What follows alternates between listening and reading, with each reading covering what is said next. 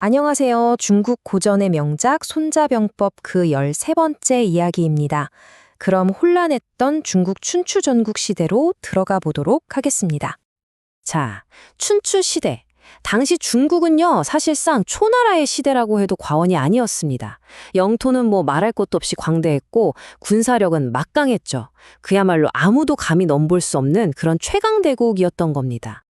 그런데 바로 이런 초나라를 상대로 오나라의 전략가, 손무가 맞서야 했던 거죠. 정면으로 싸워서는 도저히 승산이 없는 이 거대한 제국. 정말 철옹성 같은 이 초나라를 과연 어떻게 무너뜨릴 수 있었을까요? 손무는 말이죠. 이 초나라의 막강한 힘 뒤에 가려진 아주 치명적인 약점을 꿰뚫어 봅니다. 그게 뭐였냐면요. 바로 바깥의 적이 아니었어요. 나라를 안에서부터 서서히 갉아먹고 있던 부패. 바로 그것이었습니다. 여러분, 간신 한 명이 100만 대군보다 무섭다는 말이 있죠? 왜 그럴까요? 눈앞의 적은 어떻게든 맞서 싸우면 되지만 이 내부의 적이라는 건 정말 소리 소문 없이 나라의 근간을 통째로 흔들어 버리거든요. 그리고 당시 초나라에 바로 그런 인물이 있었습니다.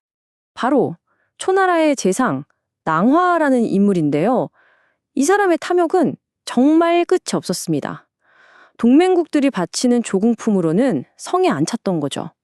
심지어 그들이 가장 아끼는 보물까지 빼앗으려고 들었습니다. 예를 들면 당나라 군주의 천리마, 그리고 채나라 군주의 아주 귀한 여우 가죽 옷을 이걸 그냥 강제로 빼앗아버린 겁니다. 당연히 이 두 동맹국 군주들 마음속에는 초나라에 대한 깊은 원한이 쌓일 수밖에 없었겠죠. 자, 손무는 바로 이 지점을 파고듭니다. 그의 첫 번째 수는 군대를 움직이는 게 아니었어요. 대신에 초나라 왕의 마음을 직접 공격하는 아주 놀라운 심리전을 펼치기 시작합니다. 어느 날이었어요. 조용하던 초나라 궁궐에서 정말 기이한 일이 벌어집니다. 경비가 얼마나 삼엄했겠어요.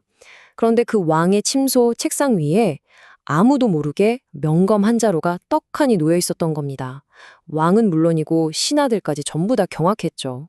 알고 보니 이 기묘한 사건은 손무가 아주 치밀하게 계획한 3단계 심리전의 시작이었습니다. 자, 첫 번째 단계는 뭐냐? 거액의 뇌물로 시녀를 매수해서 왕의 침실에 그 보검을 몰래 갖다 놓는 겁니다. 그리고 두 번째 단계, 천하의 명검 감정가로 소문난 풍호자라는 사람을 초나라로 보내서 이 검에 대한 소문을 쫙 퍼뜨리게 하죠. 이 모든 게 다 마지막 단계를 위한 포석이었던 겁니다. 바로 초나라 왕의 교만함을 하늘 끝까지 부풀리는 것. 그게 목적이었어요. 이 계략의 핵심은 바로 그 검의 정체에 있었습니다. 풍호자는 왕에게 가서 이렇게 말합니다. 이 검은 월나라의 명장이 만든 천하의 명검, 바로 담로입니다. 라고요. 그러면서 결정적인 한마디를 덧붙이는데요.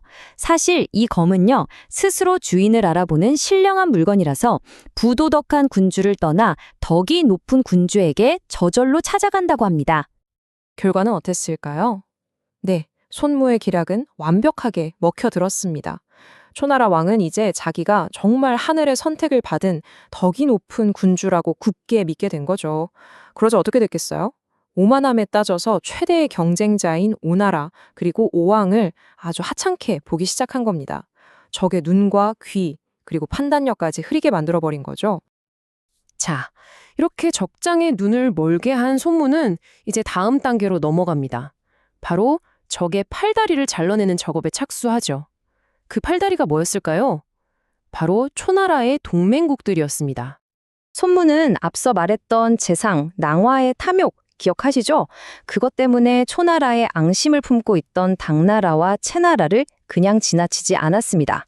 왜냐하면 적이 스스로 만들어 놓은 균열이야말로 공격하기에 가장 좋은 지점이니까요.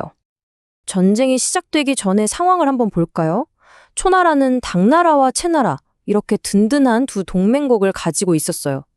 반면에 오나라는요, 외교적으로 완전히 고립된 상태였습니다. 딱 봐도 수적으로 명백하게 불리한 상황이었죠. 그런데 손무가 이 판을 아주 극적으로 뒤집어 버립니다. 그는 당나라와 채나라 군주에게 먼저 위로의 편지를 보내요. 그리고 그들이 낭화에게 빼앗겼던 것보다 훨씬 더 좋은 명마와 가죽옷을 선물로 보낸 겁니다. 이걸 받은 두 군주의 마음이 어땠을까요? 당연히 감격했죠. 그리고는 바로 초나라의 등을 돌리고 오나라와 손을 잡습니다. 순식간에 외교 전선이 180도 바뀌어버린 겁니다. 이 외교전의 승리가 가져온 전략적인 가치는요, 정말 어마어마했습니다. 한번 계산해 볼까요? 초나라는 당과 체의 군사 약 5만 명을 잃었죠. 반대로 오나라는 5만 명을 얻었습니다. 그럼 총 전력 차이가 얼마죠? 무려 10만입니다. 피 한 방울 안 흘리고 오직 외교만으로 10만 대군만큼의 격차를 만들어낸 거예요. 대단하죠? 자, 이제 정말 유리한 고지를 점령했습니다. 하지만 뛰어난 지휘관은 이럴 때일수록 절대 방심하지 않죠. 손모 역시 마찬가지였습니다. 마지막까지 혹시 모를 후방의 위협을 철저하게 점검하기 시작합니다. 손무의 가장 큰 골칫거리는 바로 남쪽에 있는 월나라였습니다. 이 월나라는 야심이 아주 큰 나라였거든요. 만약에 오나라 군대가 전부 초나라를 치려 자리를 비운 사이에 이 월나라가 뒤통수를 친다면 그럼 오나라는 순식간에 멸망할 수도 있는 아주 위험한 상황이었습니다. 그래서 손모가 월나라의 속마음을 떠보기 위해서 사신을 보냅니다. 군량이랑 군사를 좀 빌려달라고요. 그랬더니 월나라가 군량은 보내주는데 병사는 안 보내주는 겁니다. 대부분의 신하들은 월나라가 우리 편이구나 하고 생각했지만 손모는 발랐습니다. 그는 이게 월나라 재상 범녀의 속임수라는 걸 정확히 꿰뚫어 본 거죠. 군량을 주면서 안심시킨 다음에 오나라의 등 뒤를 치려는 아주 교활한 계략이었던 겁니다. 여기서 손무가 또 한 번 정말 기가 막힌 수를 둡니다. 그는 월나라를 섣불리 공격하지 않아요. 대신에 국경 지역인 용문산에 딱 5천 명의 병력만 배치해 둡니다. 이게 무슨 의미일까요?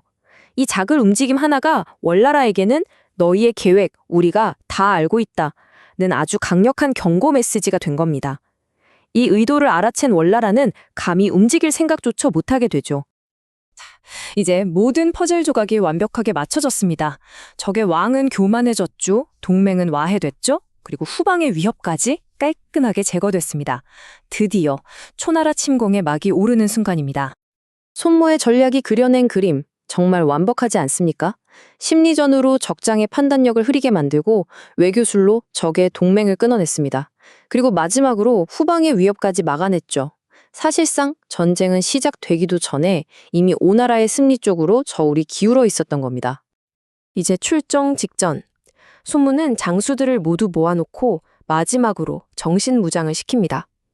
그가 남긴 말이 아주 비장한데요. 전쟁이란 본디 죽음을 각오하고 싸워야 하는 것이다. 죽기를 각오한 자는 승리와 목숨을 모두 얻겠지만 죽음을 두려워하는 자에게는 오직 패배와 죽음만이 있을 뿐이다. 이 한마디에 장수들의 사기는 그야말로 하늘을 찌를 듯했습니다. 이렇게 싸우게도 전에 이길 수밖에 없는 판을 모두 짜놓은 오나라의 대군.